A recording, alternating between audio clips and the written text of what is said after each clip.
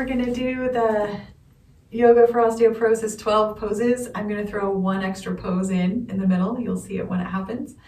And we're just going to try to do these all in a row, so you've got a quick practice that you can do every day to build your bones. So let's get started. So good morning, everybody.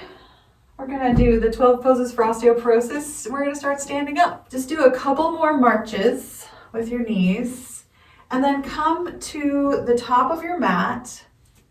Make sure there's something nearby that you can hold on to. I always have a wall near me. You can grab a chair and bring it over by your mat, whatever you like. But have something nearby. We're going to start with tree pose. So I'm just going to start to lean into the right foot, bend the left knee forward. This might be enough. You could open the knee. That's more traditional tree with the one hip open.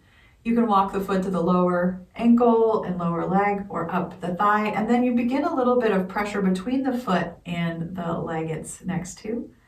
And we'll begin just counting our breath, 30-second holds.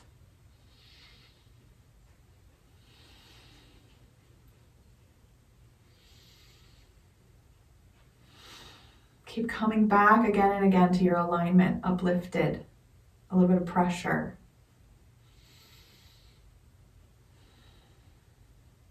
I take 6 breaths for 30 seconds, so we just have one more left, and falling in and out counts. Good. And then settle down. It feels interesting to have stood on one leg suddenly. You can really tell the difference. That's nice. So just take a couple kicks, and then we just lean into the other leg and open up the second side and count the breath.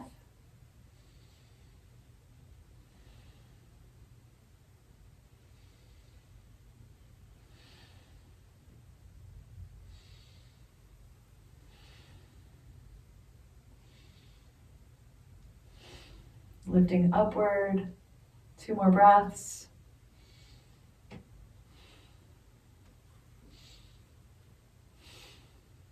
And that's enough. So now we're going to step our feet apart into our wide angle poses. And my newest idea is to go too far with your legs and then come back into a position that feels better. And that's a good way to know. That's how we learn boundaries in our lives too, right?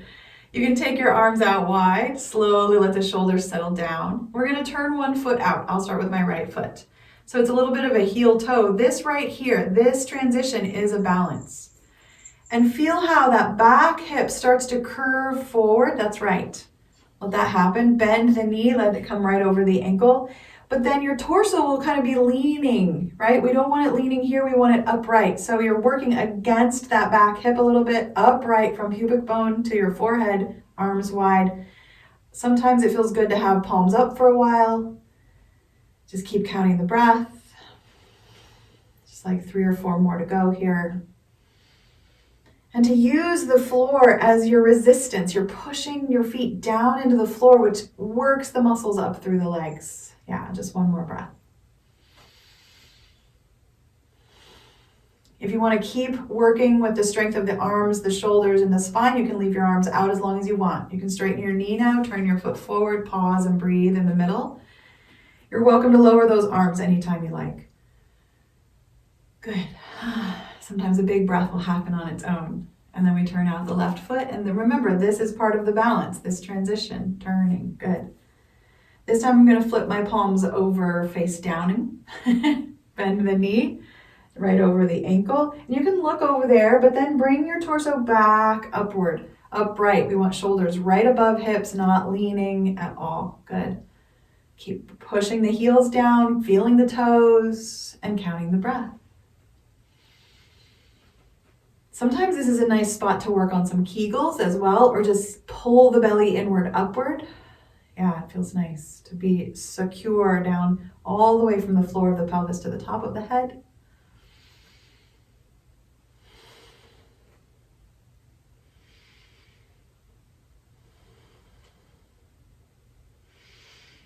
Arms rest this time. Straighten out the leg, turn the foot, and step your feet together. Some people like to hop or heel toe. I'm just going to come back to neutral. Nice. Yeah, they say if you bounce on your heels 20 times a day, you can help build bones that way too. So sometimes I'll just really jump, do some stamping.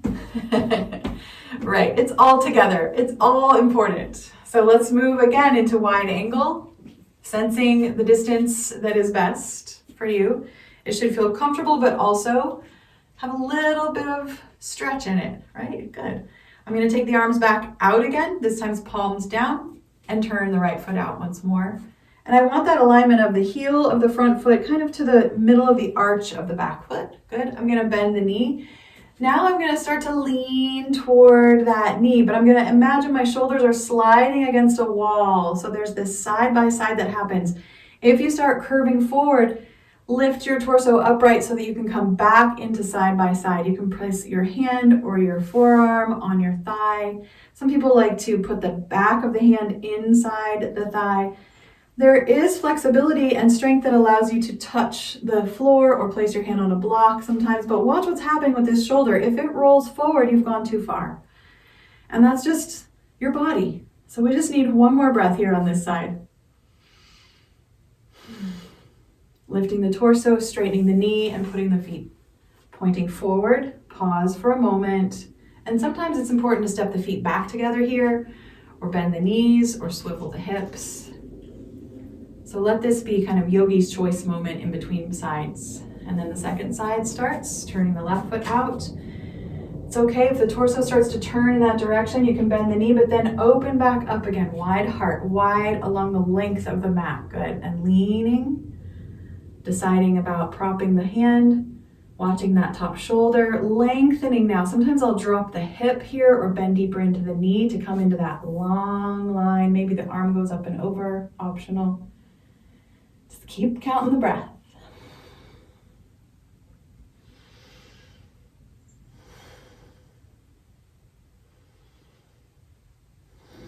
Press into the heels again. Use the belly for strength around the core. Just 2 more breaths.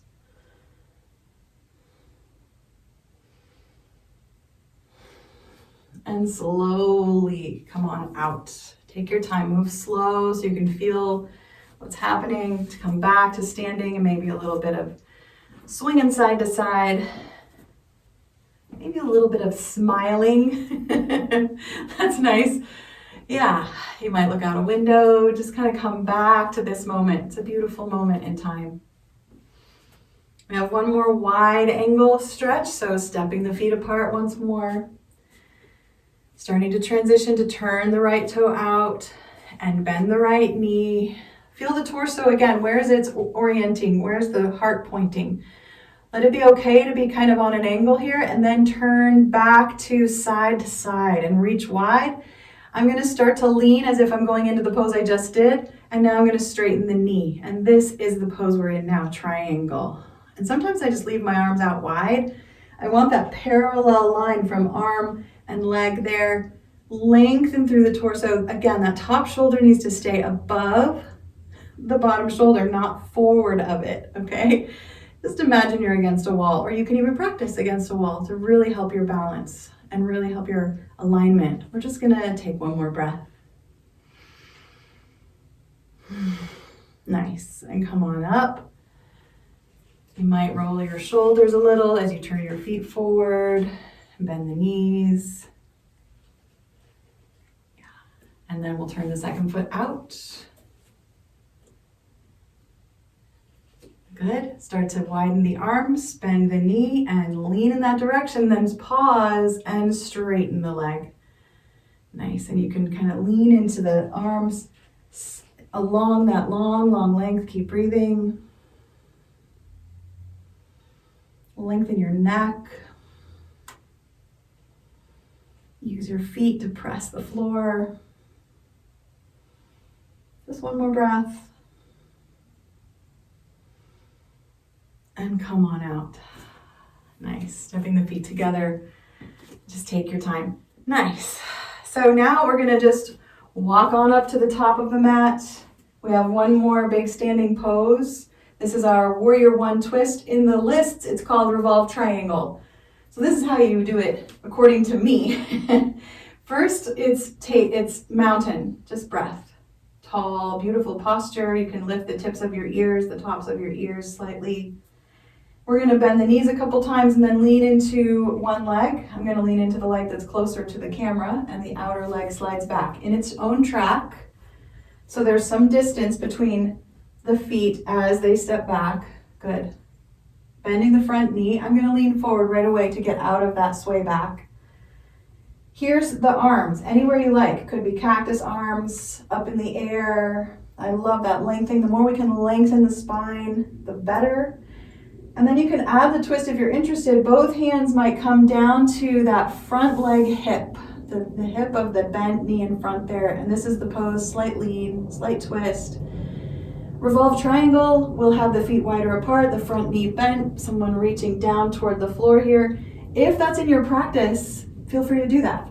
This variation is still beautifully strengthening, really nice stress across the whole pelvis. And just a few more breaths. Remember to feel the floor with your heels and lengthen through the spine and out through the crown of the head. Good, one more breath. Return forward and step upward. And I like to walk down to the other end of my mat as I kick. And this way I can twist and still see you. So pause for that beautiful posture moment and the breath, mountain. And then we slide the other leg back. They're on separate tracks, so there's more of a solid base. Bend the front knee and lean slightly forward. You're leaning your spine into the angle of the back leg that's been created there. You can bend the knee more and bring the hips into alignment. Good. You can add arms. This is warrior one. And then we're going to start to turn toward that front hip. Bring the hands down. Keep the spine long. Don't allow your chest to cave in here. In fact, kind of squeeze your shoulder blades back. Keep lengthening through your neck as if it's pulling up from the tailbone. Good.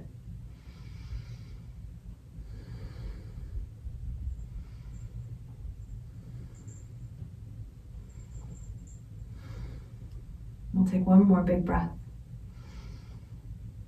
And then turn the torso forward and step up. Good. Beautiful. That is all the big standing poses. Tree pose, extended angle, triangle, warrior two. So here we go. We're going to go back down to the floor, not back down. This is the first time we're getting down. So here's something tricky. Sometimes if you just lean forward, your back will start to round. I bend my knees right away so my back doesn't round. But some people will just lean forward and then touch the floor and walk their feet back. This is okay if you keep your knees really bent and try to keep your back really flat. If you feel like you're struggling with that, you could come into a lunge, step the feet apart, and then bring that back knee down. And that really protects the back. So we're just going to come down any way we can to table, take a few cat-cows, just making sure we've got a little bit of extra fluid coming into the hips and the back. And then we start to just spread between hands and knees. I'm going to come down to elbows. If you'd like to do a plank pose, this is a great spot to do it. This is not one of the 12 poses, but I'm going to add it in today. Couple more breaths.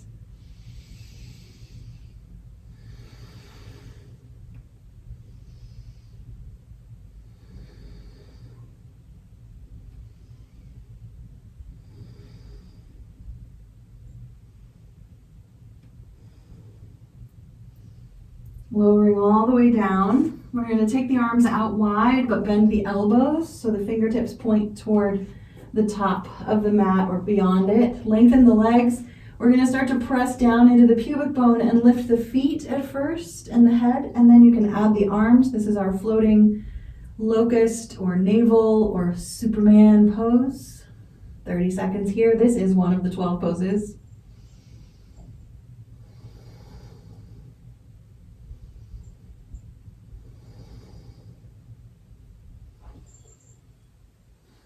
And it's not about getting higher, it's about hovering just above the floor, lengthening. Good, maybe one more breath.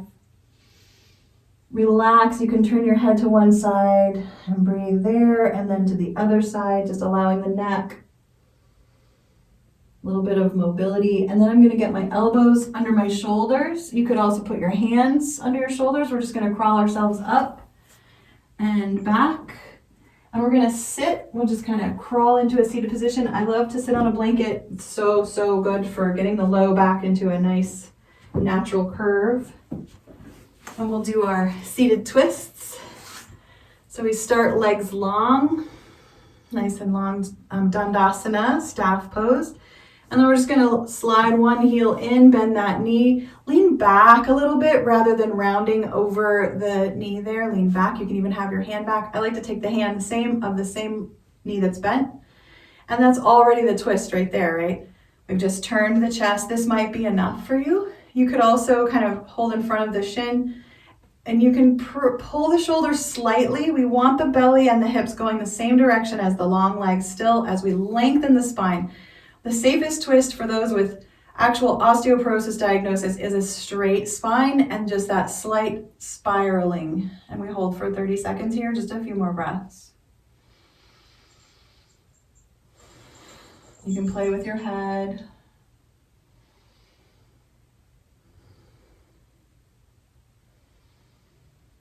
Good. As you turn forward, slide that leg back down the mat so everything comes back forward facing, and then you can bend the other knee, lean back, take the hand just right behind your hip, lengthen and breathe. You can also push out through the long leg. Any kind of extra engagement you can add will add to the work, the resistance.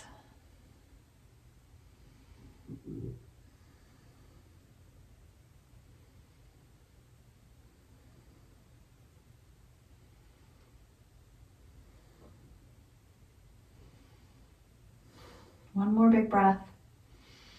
And as you turn forward, just straighten out the leg. Good. Flop the feet a little bit. Now you have an option to do the next twist on your back or seated. So if you wanted to do it seated, you would bend one knee, cross the foot over, and that's plenty. Or you can tuck the bottom leg under, and again, we're just gonna turn into that. If you wanna do this on your back, it looks like feet on the floor, knees bent, one ankle crosses the other, maybe the thighs cross, and then the legs rock toward the side that the bottom leg corresponds to. And you can let it kind of roll. You can let the shoulder and the hip have their dance here. And we'll just settle in. A few more breaths.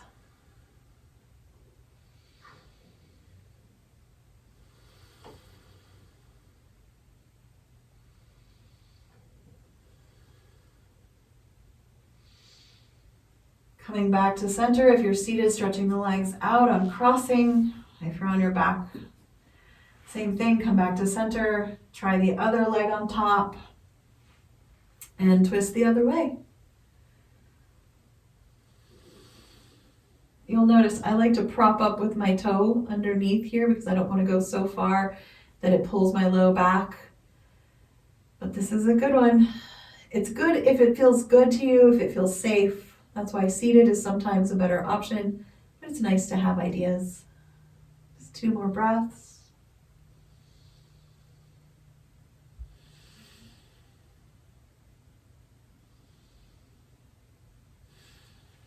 Unwinding, coming to center, and we're all gonna lay back. Bring your strap with you. I'm gonna grab my strap from down the other end of the mat. And when you lay back, be aware of your body mechanics. If you're rolling onto your back, that can actually be a little dangerous. So you can always just roll to your side, slide down, roll to your back, and get those hips underneath you. Just take a moment to feel the floor. Maybe do some pelvic tilts or circles through the pelvis. Nice. We're gonna move into bridge pose. So tuck those shoulder blades back, arms down beside you, put the feet in a good spot. You might kind of experiment with foot positioning here, start to lift the hips. If the knees don't like it with your heels so close to your body, you can walk your feet further down the mat to open the knees. We're just gonna keep holding 30 seconds.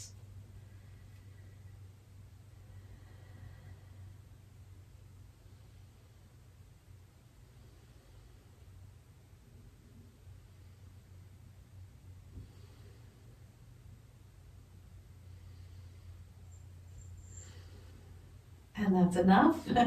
You can reach for your strap and wrap it around the ball of your right foot first. We're moving into our hamstring stretches. These are the last couple pieces of our 12 poses. Start to push the foot into the strap and pull the strap down with a little bend in the knee. The other leg is just whatever you want, knee bent, leg long. We're just gonna breathe here. I like to take the arm over so I've got full stretch on one side and I'm pushing into the strap and breathing.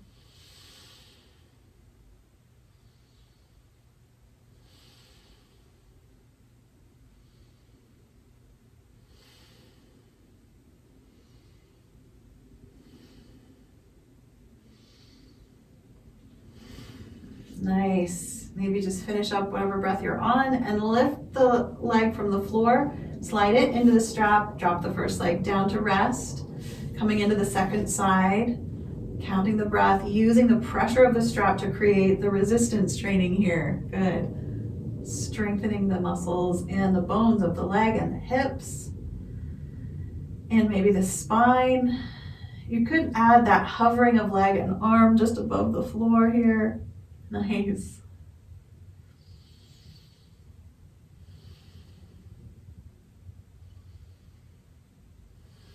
One more breath. Bring both hands to the strap, open it up and slide the right foot back in so that first foot comes back. This time my other leg is going to stay bent, foot on the floor as I open the strap wide to its side. So my right foot's in the strap, my leg goes wide to the right, but I'm going to put my left hand on my left hip and not let it ride up off the floor. So that means maybe the strap leg doesn't go as wide or as close to the ground, because we're trying to spread that weight out across the hips. You can play with your pelvic tilts here too. That can sometimes add to the pose. You can play with positioning of of heel and toes.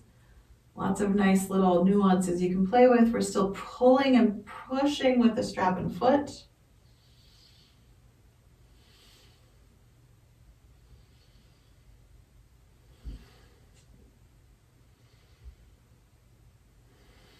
One more breath.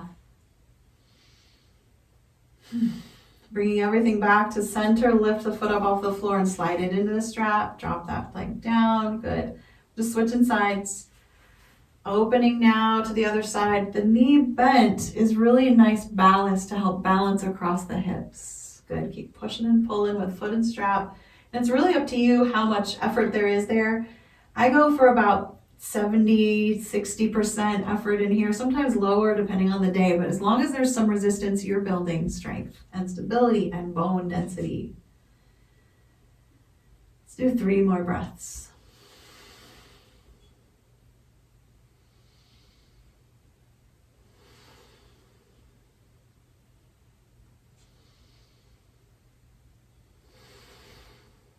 Nice. Bring the legs back to center. You can take the strap away. That is all 12 poses. I'm just going to stretch out here. We're going to take a 2-minute Shavasana and just let it all go.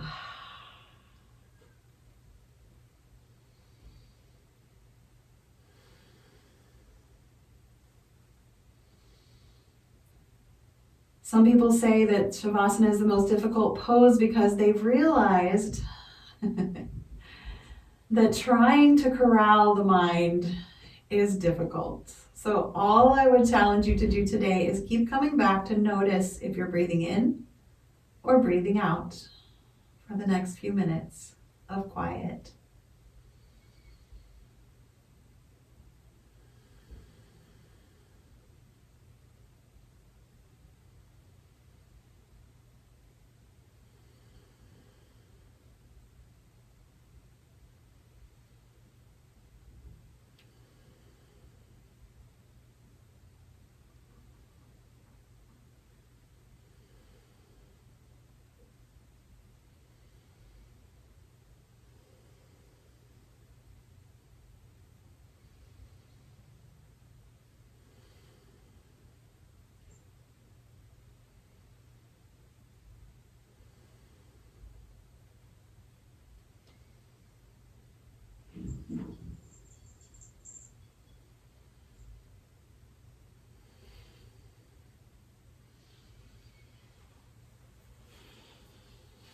Just a few more breaths. You might start wiggling fingers and toes and heading toward the rest of your day.